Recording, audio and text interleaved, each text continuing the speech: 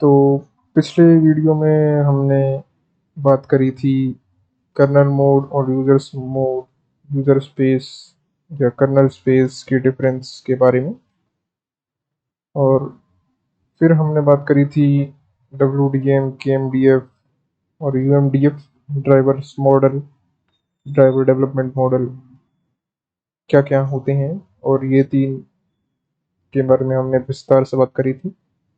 इस वीडियो में हम बात करेंगे सब सिस्टम क्या होता है, ड्राइवर एंट्री पॉइंट क्या होता है, और कुछ चीज़ें हमें जो पता होनी चाहिए ड्राइवर डेवलपमेंट का कोड लिखने से पहले। तो सब सिस्टम से शुरू करते हैं। सब सिस्टम क्या होता है कि एक कंपाइलर और लिंकर होते हैं, वो एक फाइल जनरेट करते हैं। जब हम किसी भी ड्राइवर को बिल्ड करते हैं तो एक फाइल जनरेट होती है जिसको हम बाइनरी कहते हैं, .sys फाइल। या अगर कोई हम विंडोज़ की एप्लीकेशन बिल्ड कर रहे हैं तो .exe जनरेट होएगी जो यूज़र स्पेस में काम करेगी। तो ऐसे ही कंपाइलर और लिंकर एक बाइनरी या फिर exe या .sys ड्राइवर की फाइल आप मान सकते हैं। अगर कोई बिल्ड कर रहा है और तो वो जनरेट होती है बाइनरी। तो वो बाइनरी इसलिए जनरेट करते हैं हम ताकि ऑपरेटिंग सिस्टम उसको रीड कर सके। अब जो वो बाइनरी जनरेट होती है वो पोर्टेबल एग्जीक्यूटेबल फॉर्मेट में होती है, पीई फॉर्मेट विंडोज़ में होता है। तो विंडोज़ में स्पेशली उसको पीई फॉर्मेट कहते हैं। जो बाइनरी जनरेट हुई है तो इस फॉर्मेट में होगी ताकि उसको विंडोज़ ऑपरेटिंग सिस्टम रीड कर सके। अब पीई फॉर्मेट में एक कॉन्सेप्ट होता है सब सिस्टम नाम का, और उस सब सिस्टम और उसके साथ पीई का हेडर इंफॉर्मेशन दोनों मिलकर हमें बताते हैं कि ऑपरेटिंग सिस्टम को बताते हैं कि उस एग्जीक्यूटेबल या फिर बाइनरी को हमें लोड कैसे करना है, उसका एंट्री पॉइंट क्या है, वो काम कैसे करेगी। ये दोनों विंडोज़ ऑपरेटिंग सिस्टम को मिलकर बताते हैं, सब सिस्टम और पीई हेडर इंफॉर्मेशन। डेवलपर जो है वो सब सिस्टम को चेंज भी कर सकता है। अगर उसने ड्राइवर का प्रोजेक्ट बनाने की कोशिश करी है पर वो बनाना चाहता था विंडोज़ एप्लीकेशन, तो उस सब सिस्टम को वो चेंज कर सकता है और विंडोज़ एप्लीकेशन में कन्वर्ट कर सकता है। बस उस प्रोजेक्ट की प्रॉपर्टीज पे जाकर डेवलपर को लिंकर ऑप्शन में उस सब सिस्टम को चेंज करना पड़ेगा। ड्राइवर जो है, अगर हम ड्राइवर का प्रोजेक्ट बिल्ड कर रहे हैं तो ड्राइवर का प्रोजेक्ट के सब सिस्टम का नाम नेटिव होएगा। जैसे कि हम इस स्क्रीनशॉट में देख सकते हैं, सब सिस्टम हमारा नेटिव है तो ये ड्राइवर का प्रोजेक्ट कहलाएगा।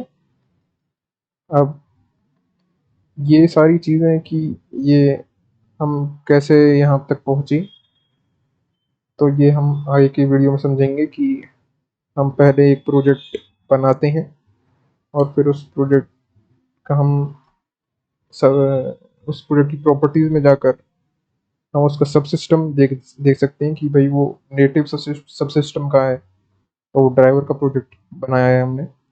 और अगर वो विंडोज़ सब सिस्टम का है तो वो विंडोज़ एप्लीकेशन जैसे कि EXE उसका प्रोजेक्ट बनाया है हमने। अगर वो कंसोल सब सिस्टम का है तो हमने कोई विंडोज़ कंसोल की एप्लीकेशन बनाई है, उसके लिए प्रोजेक्ट बनाया है। तो ये हम आगे की वीडियोज़ में देखेंगे कि कैसे हम ड्राइवर को बनाएंगे उसका प्रोजेक्ट, और उस प्रोजेक्ट के अंदर हम अपना कोड लिखेंगे सारा का सारा, और ये देखेंगे कि भाई वो कौन से सब सिस्टम को बिलोंग कर रहा है। तो वो नेटिव सिस्टम होएगा, वो आगे की वीडियोज़ में हम देखेंगे। अब हम आते हैं ड्राइवर के मेन पे। मतलब कि जैसे कि सी में अगर कोई प्रोग्राम लिखते हैं तो वो इंट मेन या वॉइड मेन शुरुआत होता है, तो ऐसे ही अगर हम विंडोज़ ड्राइवर का कोई प्रोग्राम लिखेंगे तो वो कैसे शुरुआत होएगा उसके बारे में हम जानते हैं। तो यहाँ पर ड्राइवर्स जो हैं वो मेन स्टार्ट होते हैं ड्राइवर एंट्री से। तो अगर हमें कोई प्रोग्राम ड्राइवर का लिखना है तो इसका जो ड्राइवर एंट्री जो एक फंक्शन है उसका पूरा पूरा सिग्नेचर हमें मैच करना पड़ेगा। उसका रिटर्न टाइप एक स्पेसिफिक रिटर्न टाइप होता है और एक स्पेसिफिक दो पैरामीटर्स होते हैं, वो हमें पूरे मैच करवाने पड़ेंगे, तब वो उसको उस फंक्शन को मान्यता दी जाएगी कि भाई ये ड्राइवर का एंट्री पॉइंट कहलाएगा। वो जो फंक्शन हम लिखेंगे ड्राइवर के लिए एंट्री पॉइंट के लिए, जैसे कि इंट मेन हो गया। ऐसे ही अगर ड्राइवर ड्राइवर एंट्री में कॉमन प्रैक्टिस यही है कि अगर फंक्शन हम लिख रहे हैं ड्राइवर का और वो एक एंट्री पॉइंट फंक्शन है तो हम उसको नाम ड्राइवर एंट्री की दें। बहुत शुरू से ही यही चलता आ रहा है, तो हम यही यूज़ करेंगे क्योंकि माइक्रोसॉफ्ट भी यही रिकमेंड करता है और ज़्यादातर डेवलपर्स भी यही यूज़ करते हैं। पर इसको भी हम चेंज भी कर सकते हैं, बस थोड़ी बहुत ड्राइवर की सेटिंग्स में प्रॉपर्टीज़ में चेंज करना पड़ेगा। उसके बाद हम ड्राइवर का टाइप भी देख सकते हैं कि भाई प्रॉपर्टीज़ में जाकर हम प्रोजेक्ट प्रॉपर्टीज़ में जाकर ड्राइवर का टाइप देख सकते हैं कि वो WDM ड्राइवर हमने बिल्ड करा है या KMDM ड्राइवर बिल्ड करा है या UMDM ड्राइवर बिल्ड करा है, तो वो हम जान सकते हैं प्रोजेक्ट की प्रॉपर्टीज़ में जाकर। यहाँ पर सब सिस्टम नेटिव है तो ये एक ड्राइवर का प्रोजेक्ट हुआ। तो ये थोड़ी रिकमेंडेड सेटिंग्स मैंने बताई हैं यहाँ पर कि भाई अगर सब सिस्टम नेटिव है तो ड्राइवर का प्रोजेक्ट हुआ। ड्राइवर WDM है तो WDM मॉडल को वो ड्राइवर फॉलो करेगा। और एंट्री ड्राइवर एंट्री है तो यहाँ से प्रोजेक्ट प्रॉपर्टीज में यहाँ पर ये देखा गया है कि भाई एंट्री ड्राइवर एंट्री पॉइंट कर रहा है, तो वो ड्राइवर एंट्री फंक्शन को देखेगा ऑपरेटिंग सिस्टम और वहाँ से उस ड्राइवर को लोड करना शुरू करेगा, उस प्रोग्राम को एग्जीक्यूट करना शुरू करेगा driver entry points driver entry function से।